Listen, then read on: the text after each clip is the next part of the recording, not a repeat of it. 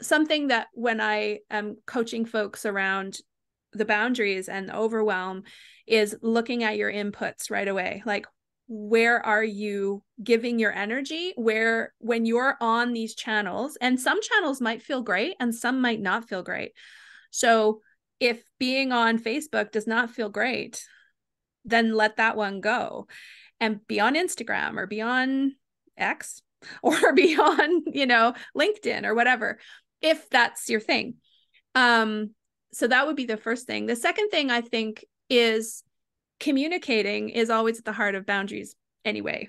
So I think that, letting people know, hey, even if you pop onto Facebook to say, hey, you'll find me more on LinkedIn, or if you want to get a hold of me, the best way is to text me or email me or call, whatever your jam is. But to tell people how you want to be communicated with, because we do have all these channels, and it's not realistic, I think, especially as more and more come online and different people have different tools, to assume that everybody's going to know where to find you. And you need to let them know where you want to be communicated with, would be what. Hello, this is Shelley Caradwen, and this is Rediscovering Connection. And I'm here today with Candice Neveu, and I'm super excited. Candice and I met coming on for a year ago, surrounding the TEDx that Candice spoke at. And she has since been profiled by TED as one of the key speakers from the Rural Roads TEDx. And Candice is a coach, a success coach, particularly for mid-career professionals, whether they're changing course or going back to university. So what Candice does totally speaks to me, since I am a mid-career professional at school. So welcome. I'm super excited to see you today. Thank you so much, Shelley. I'm really excited to be here. So we're going to delve into quite a lot today. So I would love to delve into a little bit about your TEDx journey. And I know a TEDx is something that a lot of people aspire to do these days. Like, it's a fantastic platform. It's a big process. How was your journey, and how did it help you to connect with people, to let them know that you were doing it? Like, I imagine a lot of people maybe didn't even know the type of work that you're in. So was this a channel that you were able to use to tell people your story? Yeah, it's really interesting because just you're right that the TEDx is a process for sure. I didn't appreciate it, never having done it before, what a process it was, but it was really wonderful. The TEDx itself was in February, but the process started in October of the previous year. And so you're really immersed in it for, what was that, 4 months or so. But in coming to it, I am a person of puts intentions out there. And one of the intentions that I had was the need to become more visible and to connect with more people, because I am a people person. I love connection. I love helping people, and realized that a lot of the people I worked with, I wanted to get my message out more broadly. I had no idea what that form would take. And I was approached to do a talk at this TEDx. And it was scary when I got the invitation, because, I wasn't aspiring to do a TEDx, but that was what the universe put in my path. And so I said yes. And I auditioned, which is an exciting process in itself. But I made it through. And the journey was really unbelievable, really. I mean, on so many levels. First off, just being in a room with 11 other speakers who are incredible humans, in their own right, in their own worlds, was amazing, like just amazing. And I was often with the same group of people, so that was lots of fun, and being able to connect with them and listen to their stories, and to write my own story. And I think it's important to I think this happens to all of us a little bit when it's our own story, we're a little too close to it. So it was, I got an inspiration to write as I had no sense what I was going to say initially or what angle I wanted to take, because I love doing a lot of things. And so I wasn't entirely sure how to approach the theme of change making from my perspective. But I was inspired one early morning to write out my talk and really share the experience of going back to school for the first time. Like when I went back earlier mid-career for me initially, because that particular experience really never, like it was a formative one for me in terms of what how it shaped the rest of the work that I did as a university instructor and then as a coach, working with adults who return to school, because it's not an easy transition. So yeah, not sure I answered that whole question or I went off there. How did you let people know? Did you let people know before it was actually published? Because it took ages between having them filmed and then it actually publishing. It did take ages. That is totally true. So even just initially when I was invited to do the talk, I was a little shy to share it because I think it just had to sink in that I was one of the chosen speakers and that I was going to do it. And that was super exciting. And then leading up to it, I was telling everybody and trying to invite some people to come. We had a limited engagement. So, but for us, we were told it would take about 6 to 8 weeks, and mine took 4 months. But in the end, it was because TED had decided to feature it and they were doing stuff behind the scenes, I guess. And so when I found out that it was going live, I found out a week before it went live. I sort of went into a little bit of a excitement spin. And I did tell people.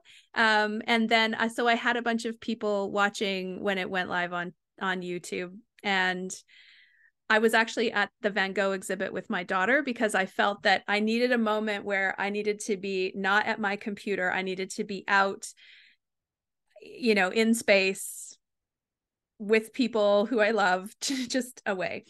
And actually missed it going live myself. And my brother texted me and one of my best friends texted me and said, "Oh, hey, you've got 3,500 views." And so, yeah.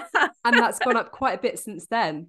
It has. Yeah. Yeah. I think I glanced the other day. I think it's at about 80,000 right now. So beautiful. And what's coming up when you're saying you just felt like you needed to be with people, like as somebody whose work is generally behind a screen when you're coaching clients, how do you find ways to connect physically and virtually when you work this way? That is a really good question, and one that I've been really working with a lot in the last 12 months. I think that I've been working online in a number of capacities for 20 years or so. So I've become comfortable in the virtual space, but I always had that in-person outlet when I was in the classroom and working with people. And so I could, the pandemic switchover was comfortable for me in that I am comfortable teaching online. And so I just shifted into that space. What I didn't appreciate as much is that even though you're virtual, there's an element of energetic connection, I think, that happens in person with people, and a skill set that you maintain, hone, practice when you are in person with people. That's different than being online. And so for the online part, I sought out communities. I'm an entrepreneur. And so I was in business circles with women in coaching containers. So I made a point of being with people in those ways because, I'm a people person, so I need people. and not just my clients, right? Which are beautiful, amazing people, but I also, you need peers and other types of connections. And so I found that to be really fulfilling, but that became very comfortable. And one of the things that I realized in the experience of doing my TEDx was we had to meet periodically. I had to go and be in a room with people I didn't know, and those skills had weakened over a couple years of just rusty use, right? And so I realized that being in rooms with people I didn't know and meeting more people and practicing being in other people's energies and all of that was absolutely something I love, but also an important aspect of being able to connect at a deeper level with people, I think. So, Wow. yeah. Thank you for sharing. And I think that's such a really important nugget that you shared about you were out of practice. Mm-hmm. You were out of practice being in spaces with new people, with new energy, and getting comfortable with that again. Mm-hmm, mm-hmm. And years ago when I first started working online or working virtually, years and years ago, it was post 9/11, and I had shifted to working from an office to working from home, and I had an opportunity to go and do an on-site with a client, and I actually had a bit of a panic attack. And I remember being in my kitchen, melting down that I couldn't do this thing because, I was also having to travel by myself for the first time, and there was a lot of firsts happening. But part of it was I had very quickly gotten out of the habit of, being with people. And I'm a highly sensitive person, I've come to realize over the years. And so as people's energies, I interact with them, and that can be really awesome and very energizing. And then also when I'm not interacting with people in real life, it takes me a little bit to remember how to mesh energies and how to go with the flow of people's energies and that kind of thing. So for me, it is something that it's something that I need to maintain. And so nowadays, after TED and then just, being able to go out now and do things, I'm in my community a lot of the time. I don't drive into town because I don't need to commute anymore. So I joined a local women's group. I'm reaching out. I'm going to my first book club tomorrow, trying to find ways to connect in person. Especially because this is such a digital age. We're so interfaced with phones or screens of some form, and the connection that you make being in person with people is more powerful, I think. Doesn't mean the others are not powerful, but I think there's really something to be said for being in person with people. And I think connecting and with another person's humanity would, if we could do that more often in person, I think that the animosity that exists in the world at some sort of low hum could be improved. Something that I'm really feeling is having enriching hybrid relationships with people. Like recently I filmed a podcast with Amy Leah Tamburini, and she had been introduced to me by a mutual friend. So I hadn't met her in person before I had her on my podcast. And then I met her in person at the Disrupt HR event in Victoria, and it was wild. Like the feeling of emotion that I felt so connected with this woman that I hadn't even physically met, yet we'd had this like deep dive conversation with each other. And I have a couple of friends now one particular who lives in Nanaimo. So we don't see each other physically very often, but we see each other virtually a little bit more. And just finding a way to navigate the rhythm of a hybrid relationship with people, I think is very enriching. And I wonder if there's some people that we only have a physical relationship with, if maybe you're even with technology, what it is, maybe we're even missing a layer, that we could be going deeper with each other if we brought in a hybrid piece to that relationship. I think that's a really interesting point that you make. I have one of my best, like I call her my sister friend. I've known her for decades and decades and decades. And she lives not that far from me, but our lives are just such that we aren't able to intersect as often as we'd like. And so one of the modes that we use to stay in touch now is a program called Marco Polo. And it's a video messaging app, I guess, for lack of a better description. And it's not real time. So you record yourself and then they reply, kind of like a phone call, just with a video. And so that has been really great because we have the kind of friendship where we can go for long periods and not be weird and still come together.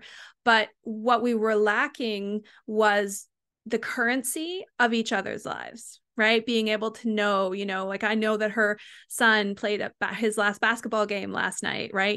Where I would, have no idea about that if we weren't using something like Marco Polo. And so to speak to your point, that's exactly what's been able to happen, is that we've been able to bring ourselves into community more and connection more through a hybrid app. And I would say too, even to your point about meeting this woman after you'd met virtually, I have some friends who I cannot wait to meet virtually one day, because it's just going to be so precious to be able to be in each other's, presence, even though, right, we spend all our time virtually, and that virtual experience has already enriched the future physical experience when we're able to be together, because we bring all of our knowledge of each other forward, right? And so I think that there is definitely a place for hybrid connection, and definitely something, it took a while for my friend and I to click onto Marco, because we're like, oh, well, it's, we should really just try to get together. And it was like this trying and trying and trying and trying, and it never happened. Whereas with having that virtual option, all of a sudden now it's the norm, and it makes it easier to, get together a little bit more often, because now we know what's going on in each other's lives, right? I'm a big Marco Polo fan. I really enjoy it. I don't have too many friends on it. But those that I do, yeah, it feels like you can really just kind of keep that rhythm, keep that dialogue going. And I feel like it takes the pressure off. A live call these days, I don't know if we've just, the way that we behave is changing, but on a live call, it's almost like you really have to listen to not be planning what you're going to say next. That's interesting. Yeah. And yeah. I'm a fast thinker that way. And I'll totally own up to the fact that I love to think about what I'm going to say in response, because I'm so into the ideas. And so, yeah, that's a wonderful observation. I do find with Marco that I will take notes sometimes on the note screen. And the nice thing too is that I think one of the, for better or worse, reasons that we have challenged with connection sometimes is that is the time piece, right? Like we think connection's going to take so much time, and not that we don't want to spend the time, but time is a premium for everyone, and the, pace of our lives and all of that sort of thing. Whereas Marco allows you to have a conversation, at least a one-sided conversation, right? Give your bit, and I can listen if it's, she and I have very long conversations, so it takes me a couple times to listen, or I can speed her up if she's talking a little slow, but I can listen when I have space to listen, and then I'm able to respond, and we have already established, and I think that's an important thing too, is that you don't have to respond to every single detail I'm telling you. It's not that kind of, it doesn't lend itself to that kind of conversation. So if you forget things or you don't comment on things, it's okay, right? But there is a way to fit connection into the pace and the way that we live our lives, rather than decide we don't we can't connect because we have no time. Right? I think that's what our tendency is, but I think that there's enough innovative ways to build connection and not have that be the excuse.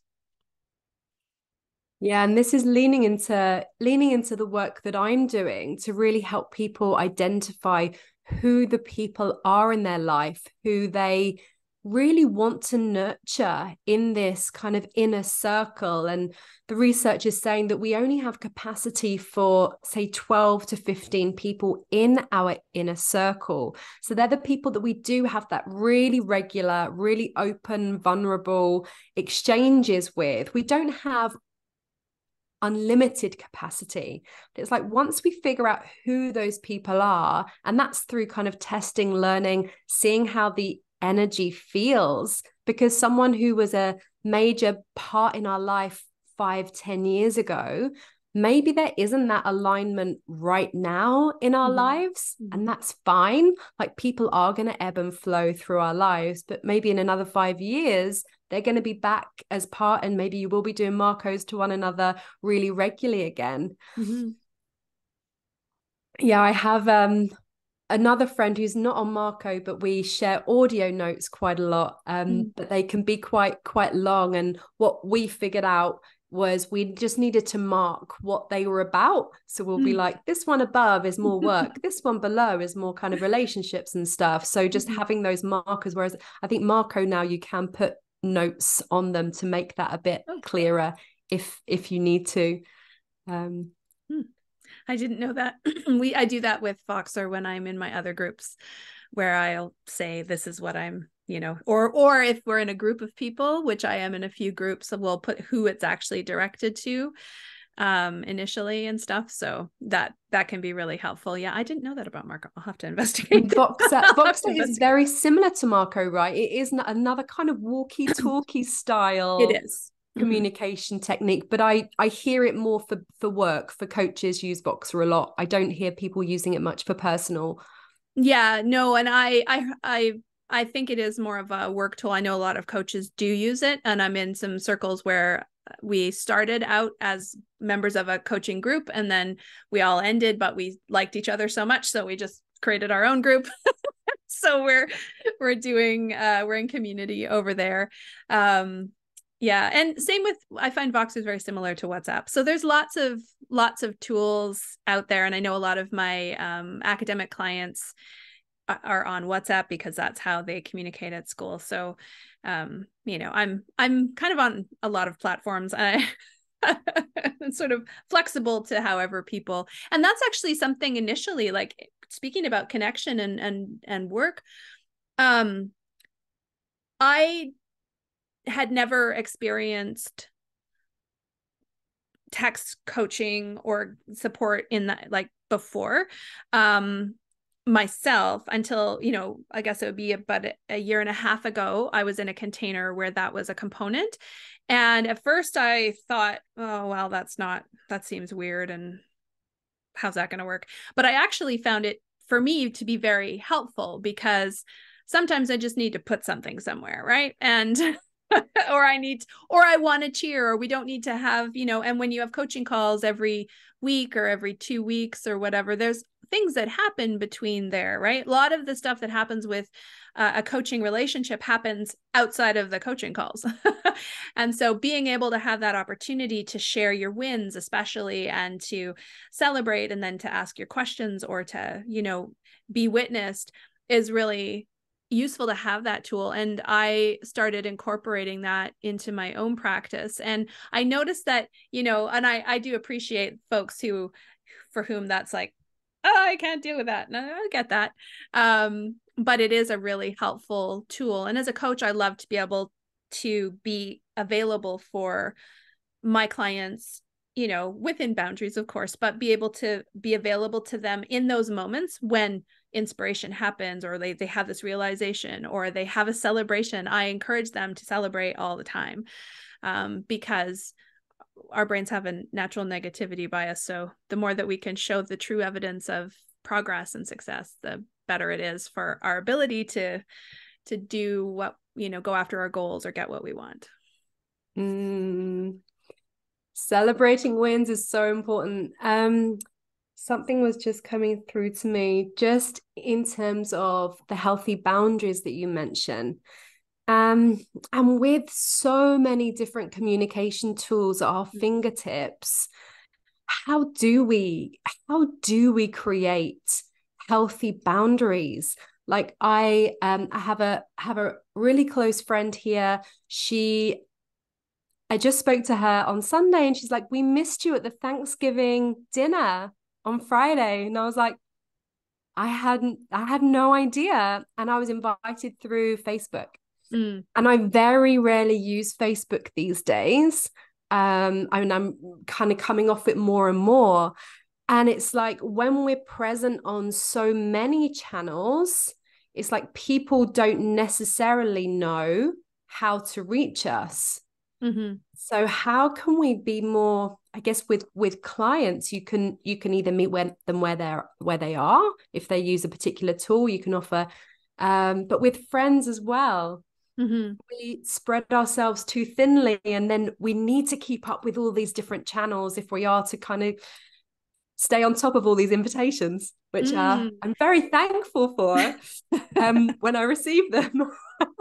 I have a couple of thoughts about that. I think first, the thought that we need to be on all of the channels is problematic for me, because I think that there's an expectation, and that's sort of the downside of social media. I think for people who are not, in business, but also for people who are in business. I have a friend right now who is, she's not a very social media person, but she's wrote her first book and it's a really great book, but she's having to promote it. And she's chosen some of the platforms she needs to be on, but she's feeling this pull to kind of like be everywhere. And for someone who's not used to being on social media, to be on one platform is a big lift. To be on 5 can shut you right down because it's too big of a lift, right?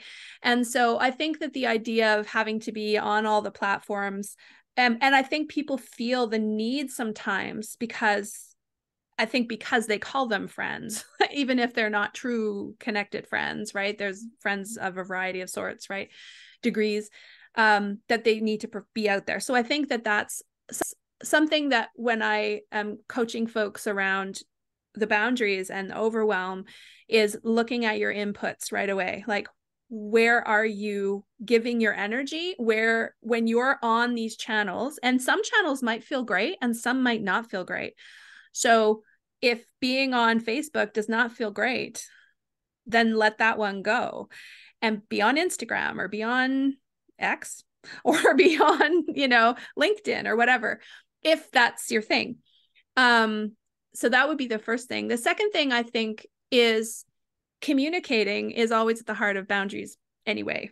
So I think that, letting people know, hey, even if you pop onto Facebook to say, hey, you'll find me more on LinkedIn, or if you want to get a hold of me, the best way is to text me or email me or call, whatever your jam is. But to tell people how you want to be communicated with, because we do have all these channels, and it's not realistic, I think, especially as more and more come online and different people have different tools, to assume that everybody's going to know where to find you. And you need to let them know where you want to be communicated with, would be what, I would say. And I tell people all the time, like, I used to be on Instagram. I'm still on Instagram, but I'm shifting more to Facebook and LinkedIn for my business. And I just show up there because I'm there already. So, Yeah. So you mentioned some of the containers that you've been in, that you are in. Are there any communities that have really been pivotal in helping you since you went back to school as a mid-career professional and really reinventing the next version of Candice? Were any communities that were really helpful in shaping that path to success for you? When I went back to do my master's, I did not cultivate community, and that's one of the lessons I learned in that process.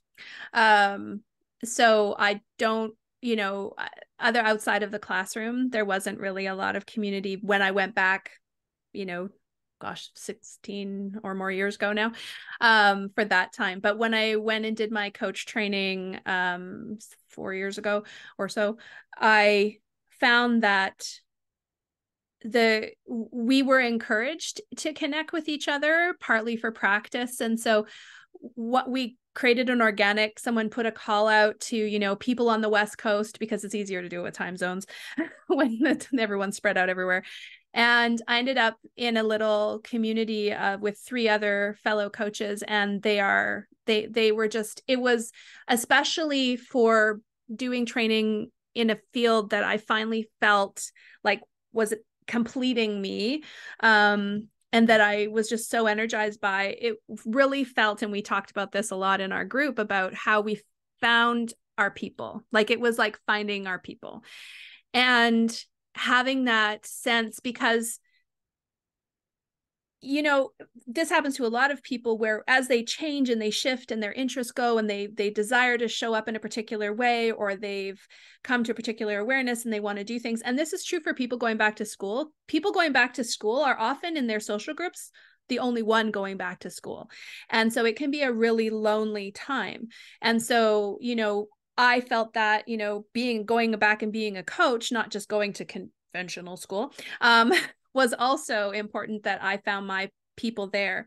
And then as a business person, I've been in business containers where I have been connecting with other women, usually women, at the same level as me or slightly higher than me, which has been really helpful. I'm also now in a community, because this last year I've been working on developing, more of my spirituality. And so I'm in a community called Holy Woman, which is fabulous and has been really wonderful as well. Just very supportive. And, communities where you can be yourself and just be seen are huge, and feel supported and feel that people are experiencing a similar thing to you. There's a double-edged sword to that one too, but we'll get to that in a second. But I definitely think that, especially for folks who are going back to school, finding a community of support with people who have either been back recently or are doing it right now is really important when you're mid-career, because you've got kids, usually pets, job, family, your own life, like all of these things, and school. And it is a unique experience when you commit to a 1 or 2 year program and you're saying, I gotta say no to things. And sometimes that feels bad, right? And you can go into your group and be like, oh, kind of felt bad, I had to say, and they'll come in and give you love and support and go, yeah, me too, or whatever, right? And help you with strategies. So it's really important, especially in this time. When I did my master's, the pace of life was a little lower than it is now.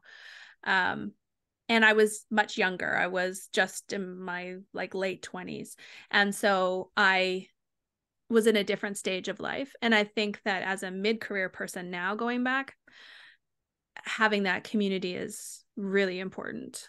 Yeah, and I totally hear you when you say that people don't relate. If friends of yours, they're happy in their job, their life, and I guess personally moving internationally to go back to education, I didn't have to decline all the invitations to focus on my studies because there weren't any back then. Thankfully, 2 years later, there are.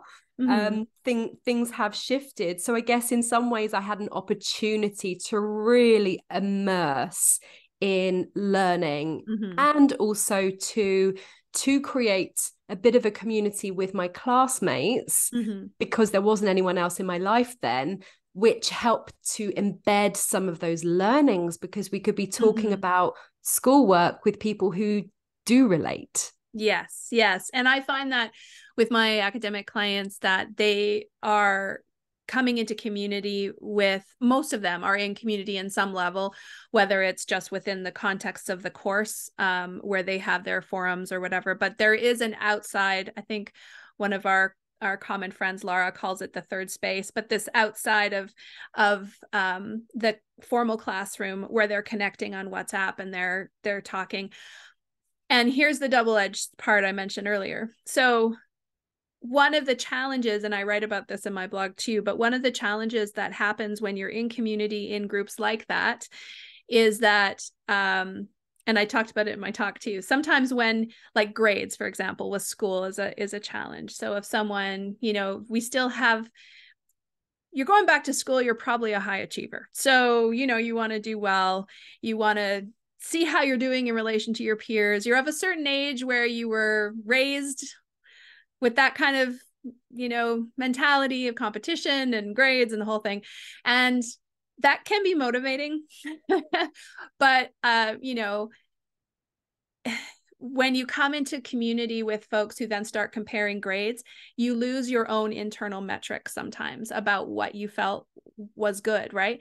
And I had a client tell me once when I was describing this to her, that you can be feeling great, like you felt you made an improvement over your last assignment, or you felt really good about the outcome for you because of the work you put in, and then someone says, oh, I got this grade, and all of a sudden, immediately your brain switches and you think, oh, like, maybe I didn't do good, I screwed up, I did this, and all of these things happen.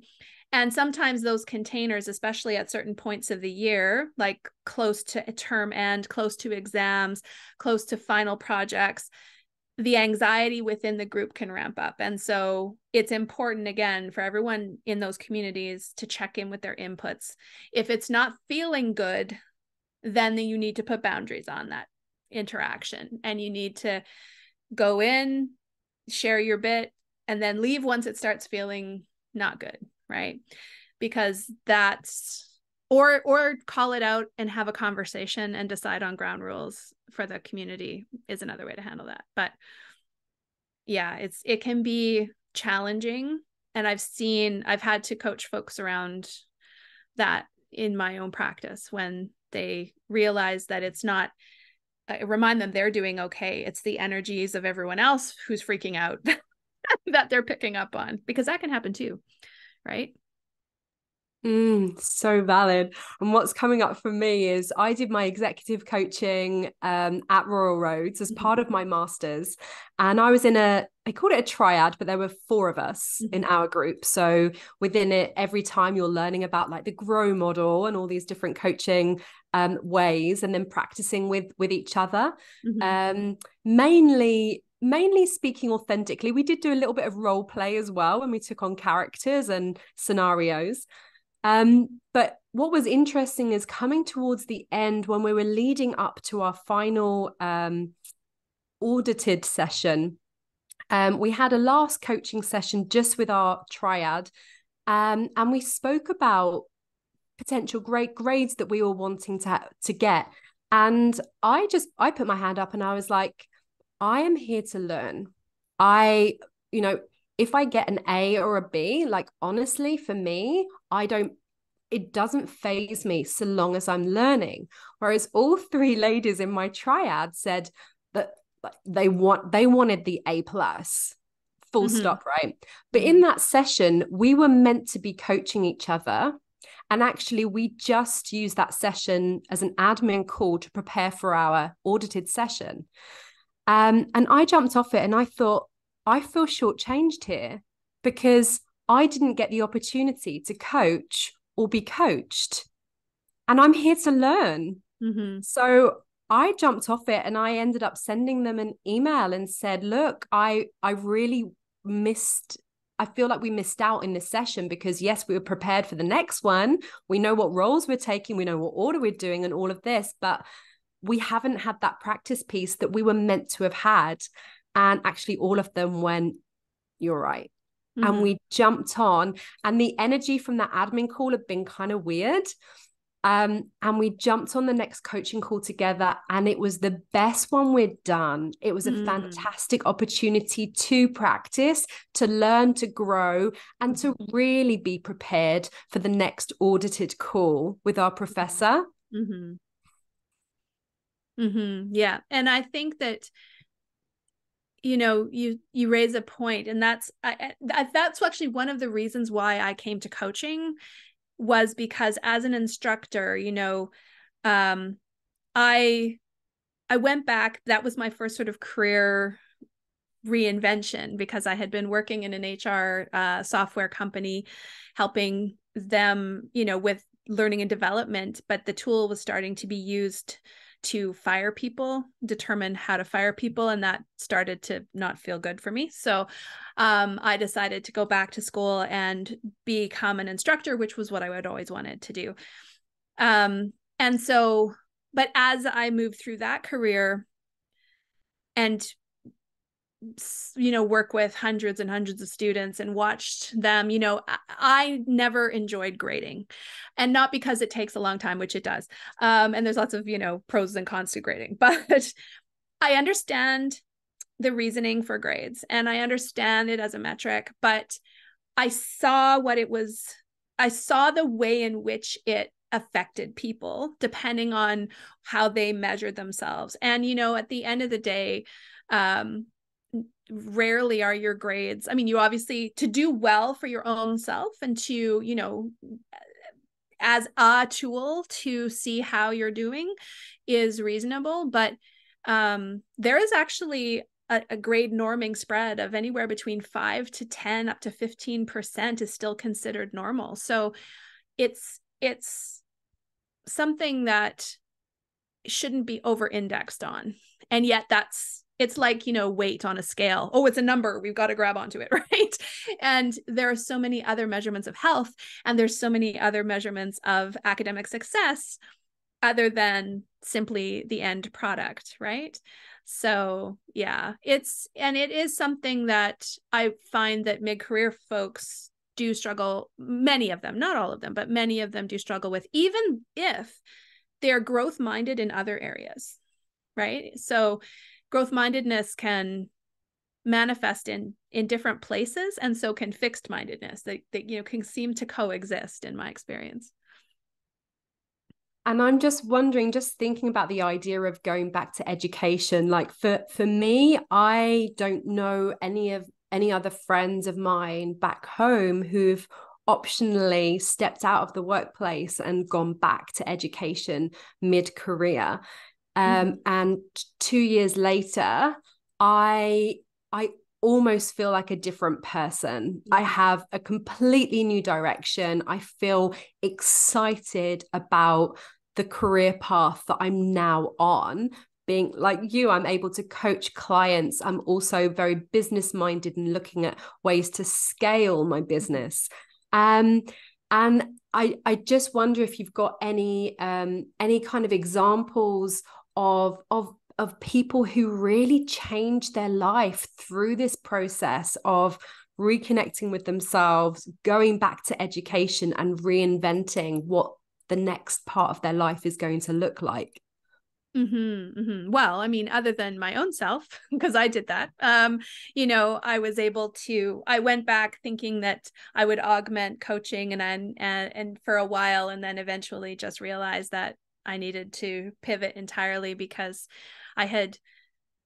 what I had learned, and I just needed a bigger space and a different way of doing things.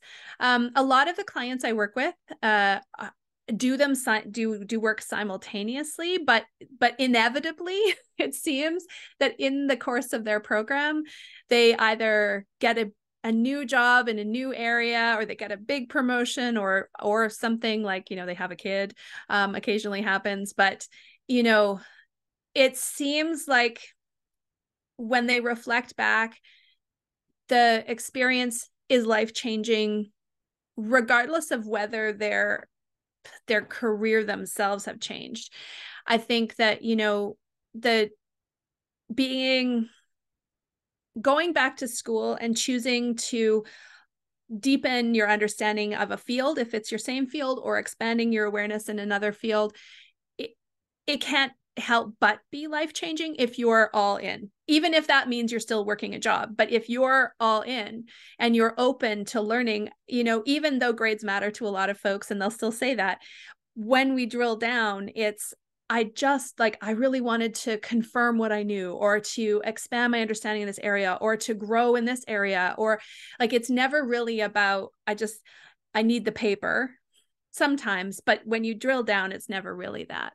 And I think that as they come out, they realize they can do more, and their innovation and their willingness to expand increases. And, that can create a really interesting period of time, because I think we don't talk enough in our society about sort of the liminal spaces, or the transition points as we all move through change. Even the decision to go back to school is one thing, but to then do it, there's a transitioning that needs to happen. There's a releasing of expectations, a releasing of your old life, things have to let go in order for things to open up.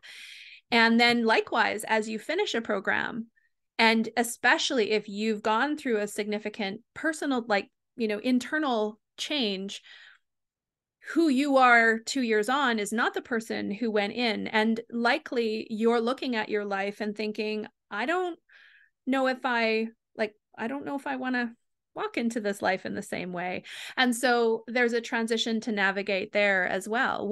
Who am I now that I'm on the other side? What is it that I want out of my life? How do I want to experience my work? How do I want to serve? What am I willing to do and not do anymore? And I joke sometimes with my students, sort of joke, one of my roles in helping them with because I work with some academic students at a point in their project or their career, their program, where they're working on a project. And I would love to have them reach the end of their project and feel excited, or tired, sure, kind of gone through some work, sure, but not depleted, not on the floor, not having to recover from their school experience. And I talked about this in my TEDx, but that idea of, you can do these things and not have to recover from your school experience, if you're doing them mindfully and really trying to be present in a way that, isn't just, I'm going to power through, which is great. That's an option. But it seems to, on the other side, require some rest, which we often don't give ourselves.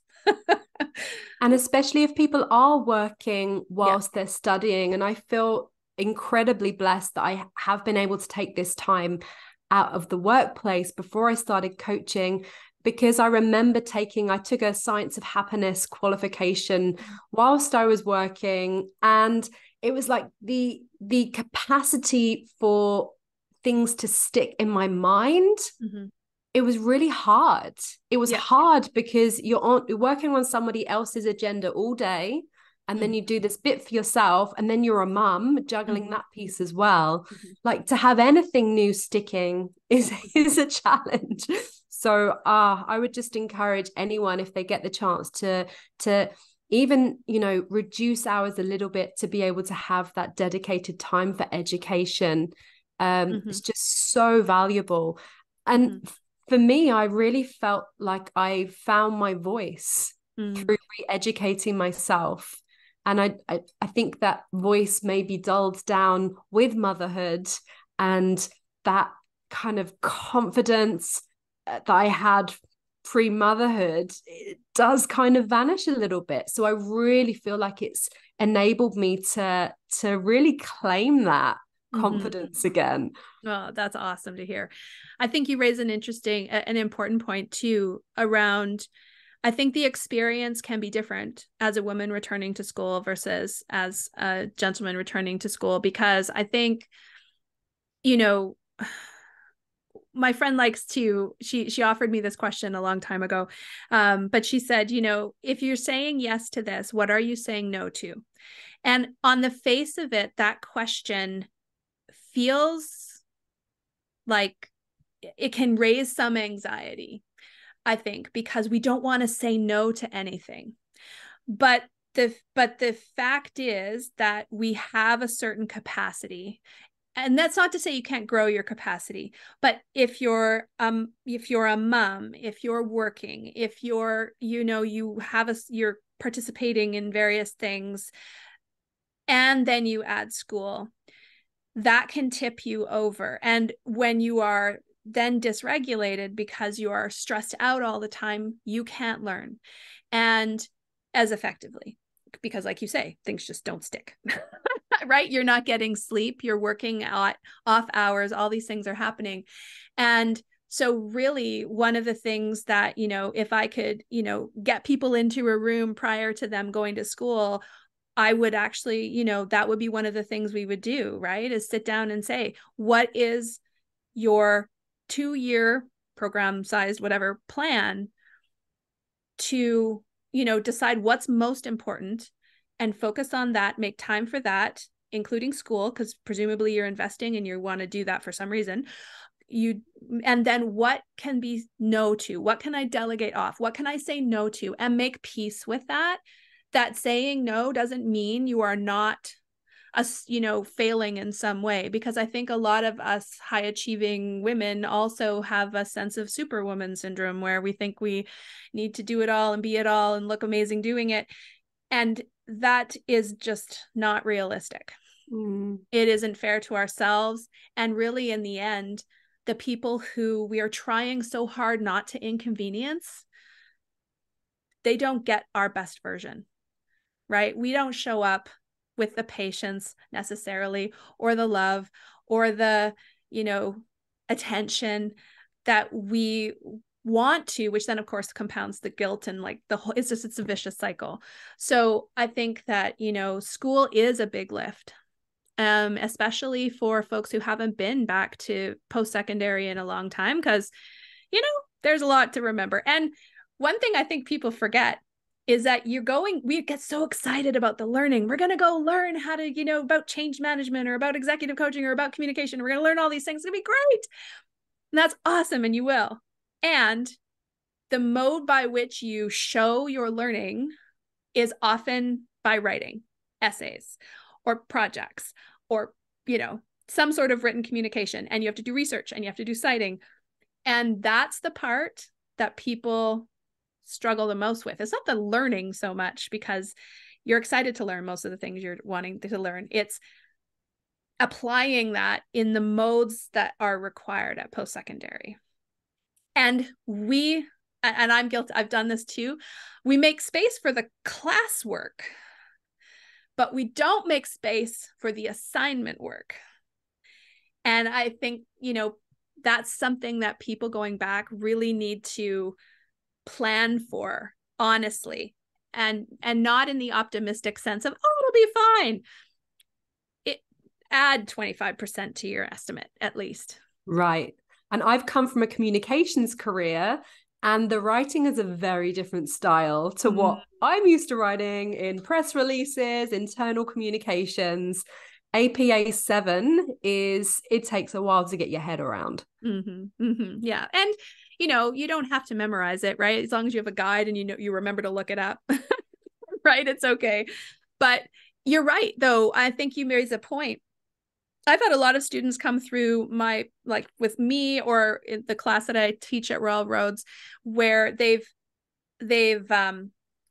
come from backgrounds where they either do no writing, like they barely write, they write maybe emails, or they write quite a bit.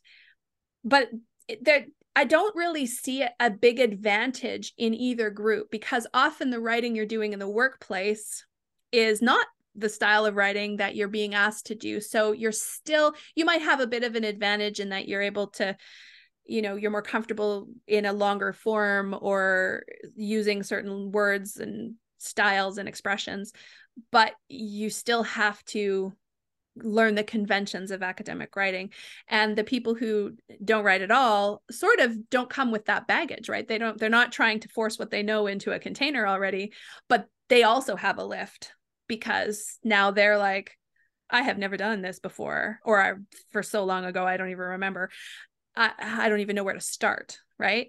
So I do think we underestimate a little, which is totally human. Our brains do that on purpose, because if they didn't, we'd never do anything. But have children. If we had right? any idea how much work it was. No, exactly. And even if people tell you, you don't listen, your brain goes, oh, it won't be like that for me. It'll be fine. But and that's fine. And if anyone listening is going back to school and saying, it'll be fine for me, awesome. And plan as though it won't. So you have a plan B, just in case, right? Give yourself that gift. And I love what you're saying about deciding if you're going to say yes to that, then you need to say no to something else. And I'm just putting it into perspective of the people in our lives. Mm-hmm. And whilst we know that for our health and happiness, we really need to continue to nurture our inner circles, it's maybe just letting the people in our supporter circles know, you are important to me. I'm going to be really focused on school right now. Mm-hmm. So if you need something from me, by all means, get in touch with me. But if I'm not proactive, if I'm not liking or commenting on social media, which I often feel guilty over, I go on there and I see all these things that I haven't engaged with, mm-hmm. which makes me just not want to go on there at all. Mm-hmm. Just letting people know that there's a reason that you're probably not going to be as proactively engaging. Mm-hmm. Yeah, I think that's important. I think identifying who your supports are, and also to be prepared that not everyone's going to get what you're doing and why you're doing it. And not everyone is going to be necessarily okay with your degree of availability. And that's okay. Really, it's okay. They're allowed to have that opinion, and you're also allowed to have your availability as your availability is. And it doesn't mean either of you are wrong. It just is the season that you're in, and they want something more, and that's great. And maybe they'll be there later when you're more available. But it is a transition. And, I found, like, for me, and I see it with my clients too, but for me, the biggest challenge wasn't the coursework. It was the time you have to spend doing assignments. And you have to make time for that, really. And last minuting it is an option, but it's a very stressful option. And it actually, I think, is more disruptive, because if you last minute it, and it's not usually done intentionally, it just happens that way. But you spend a whole weekend ignoring your family and friends and saying no to engagements, or when you're at the engagement that you can't get out of, or whatever, you're not actually present because you're so worried about the paper you need to write. So it's important that you, as much as you can, front load your schedule in a way that creates the capacity and the structures that allow you to succeed, and also allow you to live your life, because school is 2 years or however long, and often you can extend it if you need to. It doesn't mean anything about you or your ability or whether you can hack it, or whether, there's all sorts of stories our brain offers up. If you can't do the 18-month program, then you must be a failure if you need to switch to a 30-month program. Nope. It's just what works best for you. And so part of the biggest growth of being back in school, I think, is learning about yourself. Right? Learning about how you learn, how you work, how you manage time, what your relationships are like, how have you learned to ask for help? That's a big one for a lot of students, and women especially, right? Because they might feel guilty. Well, I went back to school, so, this is on me. I chose to do this. I can't ask for help. Yeah, we got no time for that. That's not okay. That's silliness, especially because if you were in another person's position and they asked you for help, you would be there with the casserole or the babysitting or the whatever you needed to do. And So give them the opportunity to support you. Right. Beautiful, because the science says that we need to feel needed. People want to feel needed. And if they offer help, then that means that saying yes isn't an imposition, because they literally want to help. Yes, yes. And likewise, asking too, because I think that, you know, another side effect for pro and con of being a high achieving woman who looks like she's got it nailed down is that people might not think to see if you need help. Right? Because you look like you got it nailed down, when in fact things are coming out apart at the seams. And so, and especially if you are a high achieving woman who looks like she's got it all nailed down, when you ask someone for help, that can be really powerful for that person, because they feel like, wow, that is, I can help that person, for the reasons that you were saying about feeling needed and feeling you know, important. And this goes for even your kids. Like, have your kids help you do your assignments by sitting down at the table together to do homework, right? Or, you know, have them, you know, get them on board with your schedule, right? Say, I've got to do, and show them by example what it takes sometimes, right? Especially if you have teenagers. Be structured.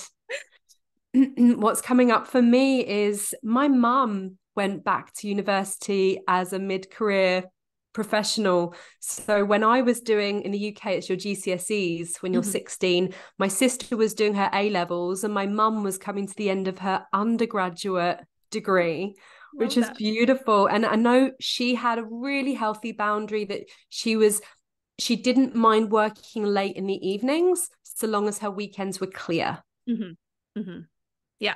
Yeah. And that absolutely works for some folks. And I think you have to set your boundaries and also manage your expectations based on the season of life that you're in, right? Like, you know, from your story, you and your sister were teenagers, right? You were pretty self-sufficient.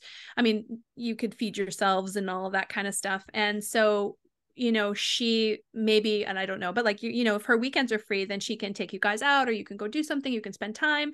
And in the week, everyone's got their little things to do. So, you know, it's manageable. I think that really the important thing about doing any of the support system work or the boundary work or the connections or any of that is to check in with you, what you yourself need and what works best for you. Because I think especially we are conditioned to look outside of ourselves for how to do things. And there's a place for, if you honestly have no idea where to start, you know, do a little bit of research, get some tools and give them a whirl. But checking in to say, is this working for me? Right? Because some folks, I always ask, you know, are you task driven or are you time driven? Because if you're time driven, then, you know, there might, the advice to, you know, start when you get your assignment might not work for you. It doesn't work for me. I am more time driven than task driven. So I can start. And if I start too soon, I forget what I did. And then and then it's not as good a product. And then I'm actually better about 5 days out, right? Like, that's just my rhythm. There's nothing wrong with that. But sometimes we feel like if we're not, it's the tool that's like, it's us, not the tool that's the problem, or it's us that, but not the process. And in fact, it's the process. It's not working for you, and that's okay.